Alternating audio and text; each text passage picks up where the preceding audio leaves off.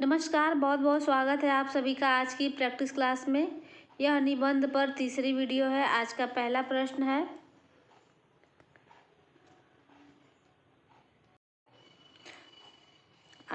प्रश्न है, हिंदी निबंध का वास्तविक उदय माना जाता है। ऑप्शन है भारतेंदु पूर्व से, भारतेंदु युग से, आदिकाल से, द्विवेदी युग से। तो इसका सही उत्तर हो जाएगा ऑप्शन बी, भारतेंदु युग से। अगला प्रश्न है, यदि गद्य कवियों की कसौटी है तो निबंध गद्य की कसौटी है। यह कथन किसका है? ऑप्शन है भारतेंदु हरिश्चंद्र, रामविलास शर्मा, रामचंद्र शुक्ल, महावीर प्रसाद द्विवेदी। तो इसका सही उत्तर हो जाएगा ऑप्शन सी, रामचंद्र शुक्ल। अगला प्रश्न है, भावात्मक निबंधों में किस शैली का प्रयोग होता है? ऑप्शन है व्यास शैली, समास शैली, निक्षेप शैली, तरंग व धारा शैली। तो इसका सही उत्तर हो जाएगा ऑप्शन डी, तरंग व धारा शैली। अगला प्रश्न है, समास शैली का प्रयोग किस प्रकार के निबंधों में होता है? ऑप्शन है विचारात्मक, वर्णनात्मक, विवरणात्मक, भावात्मक। तो इसका सही उत्तर हो जाएगा ऑप्शन ए, विचारात्मक। अगला प्रश्न है, विद्यानिवास मिश्र किस शैली के निबंध लेखक हैं? ऑप्शन है समीक्षात्मक, ललित, भावपूर्ण, हास्य व्यंग। तो इसका सही उत्तर हो जाएगा ऑप्शन बी, ललित। ललित निबंधकार हैं।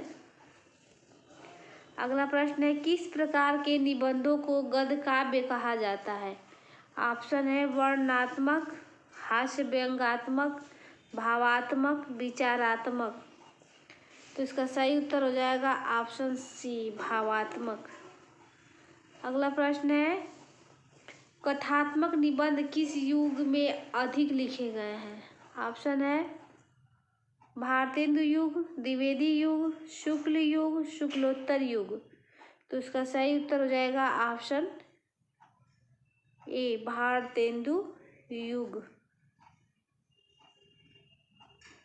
अगला प्रश्न है,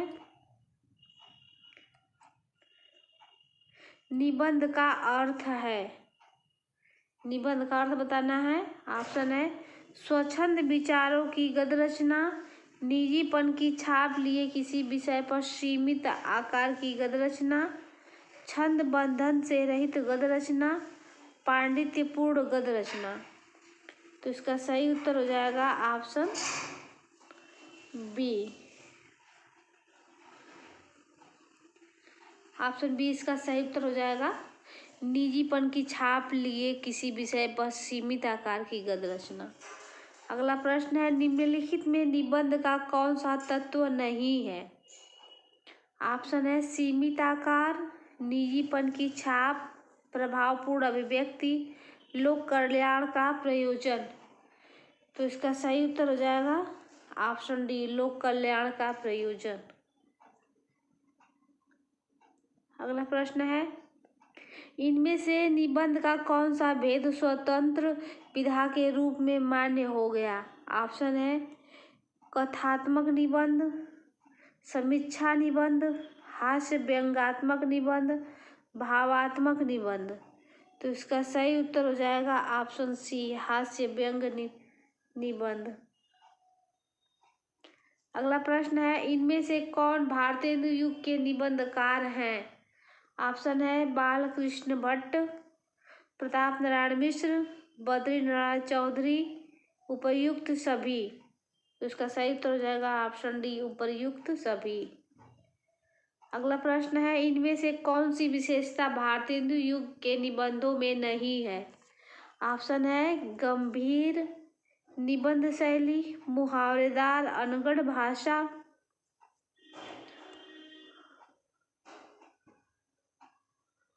तो इसका सही उत्तर इसी में है ऑप्शन ए, इसका सही उत्तर हो जाएगा। ऑप्शन दो आगे है, तो सही उत्तर वही था। अत्यंत सामान्य विषयों पर भी लेखन और लेखन के व्यक्तित्व की छाप, तो वही ऑप्शन ए वाला सही था, गंभीर निबंध शैली। अगला प्रश्न है, भारतेंदु युग में निबंध के प्रचार प्रसार का मुख्य माध्यम था। ऑप्शन है समाचार पत्र, पत्रिकाएं, उपर्युक्त दोनों, इनमें से कोई नहीं। तो इसका सही उत्तर हो जाएगा ऑप्शन बी, ऑप्शन सी, उपर्युक्त दोनों है। अगला प्रश्न है, भारतेंदु युग के निबंधों की मुख्य कमी है। ऑप्शन है प्राचीन विषयों का अभाव, निबंधों का अति सरल होना, भाषा में व्याकरण के दोष, भाषा में हास्य व्यंग का अभाव। तो इसका सही उत्तर हो जाएगा ऑप्शन सी, भाषा में व्याकरण दोष। अगला प्रश्न है, द्विवेदी युग किस लेखक के नाम से संबद्ध है। तो इसमें बताना है कि किस युग, तो इसका सीधा उत्तर बता देते हैं। द्विवेदी युग महावीर प्रसाद द्विवेदी के नाम पे पड़ा है, तो इसका सही उत्तर हो जाएगा ऑप्शन ए। अगला प्रश्न है, निम्नलिखित में द्विवेदी युगीन निबंधों की कौन सी विशेषता नहीं है।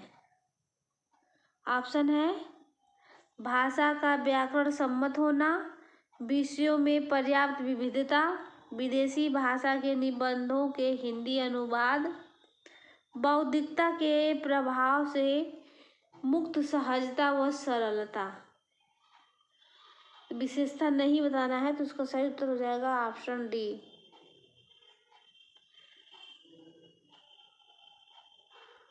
अगला प्रश्न है, निम्नलिखित में कौन द्विवेदी युग के निबंधकार हैं। ऑप्शन है सरदार पूर्ण सिंह, महावीर प्रसाद द्विवेदी, उपर्युक्त में से कोई नहीं, ए और बी दोनों सही। तो उसका सही उत्तर हो जाएगा ऑप्शन डी, ए और बी दोनों सही। अगला प्रश्न है, शुक्ल युग के निबंधों की वह कौन सी विशेषता है जो पूर्व युग में नहीं है। ऑप्शन है भाषा परिमार्जन, सूक्ष्म मनोविश्लेषण, विचार गंभीर्य, हास्य विनोद। तो उसका सही उत्तर हो जाएगा ऑप्शन बी, सूक्ष्म मनोविश्लेषण। अगला प्रश्न है, शुक्ल युग के निबंधकार हैं।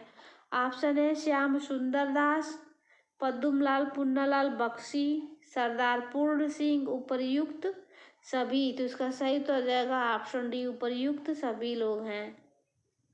अगला प्रश्न है, निबंध लेखन में रामचंद्र शुक्ल की विशिष्ट देन है। ऑप्शन है मनोविकार संबंधी निबंध, समीक्षा परक निबंध, ए और बी इनमें से कोई नहीं।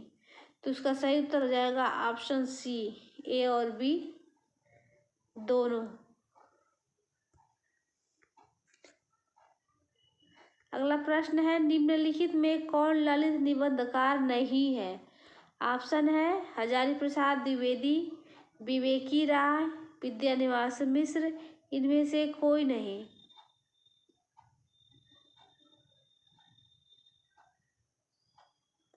तो इसका सही उत्तर हो जाएगा ऑप्शन डी, इनमें से कोई नहीं, इनमें से कोई नहीं। कट जा रहा है ये। रामविलास शर्मा किस श्रेणी के निबंधकार हैं। ऑप्शन है प्रगतिवादी, प्रयोगवादी, भावपूर्ण निबंध लेखक, ललित निबंधकार। तो इसका सही उत्तर हो जाएगा ऑप्शन ए, प्रगतिवादी हैं रामविलास शर्मा। अगला प्रश्न है, निम्नलिखित में मार्क्सवाद से प्रभावित निबंधकार हैं। ऑप्शन है शिवदान सिंह चौहान, नामवर सिंह, रामविलास शर्मा, उपर्युक्त सभी। तो इसका सही उत्तर हो जाएगा ऑप्शन डी, उपर्युक्त सभी। अगला प्रश्न है, हरिशंकर परसाई किस विषय के प्रमुख निबंधकार हैं। ऑप्शन है ललित निबंध, हास्य व्यंग निबंध, वर्णनात्मक निबंध, समीक्षात्मक निबंध। तो इसका सही उत्तर हो जाएगा हरिशंकर परसाई जो है हास्य व्यंग निबंधकार हैं। तो इसका सही उत्तर हो जाएगा ऑप्शन बी। अगला प्रश्न है, निम्नलिखित में कौन सा कथन सत्य है।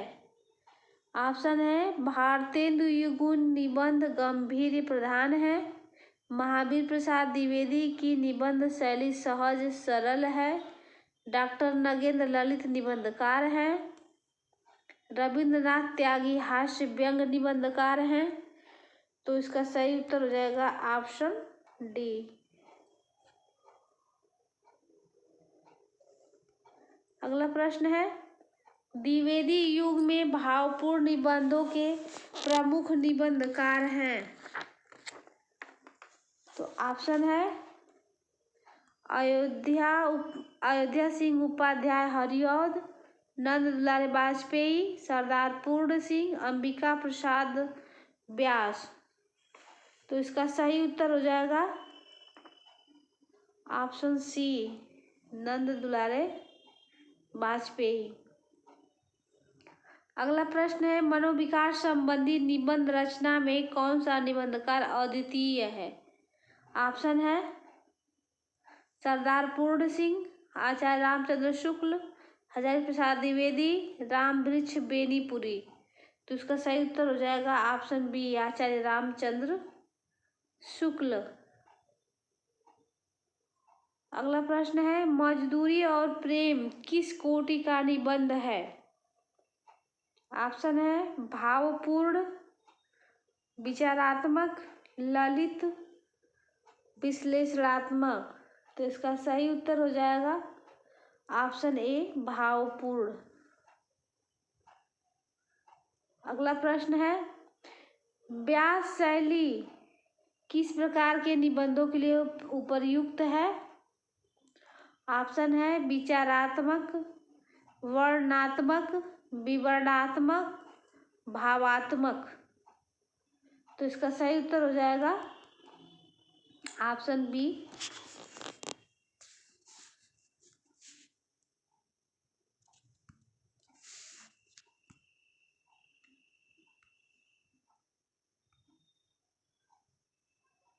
तो इसका सही उत्तर हो जाएगा ऑप्शन बी, वर्णनात्मक। व्यास शैली किस प्रकार के निबंधों के लिए उपयुक्त है।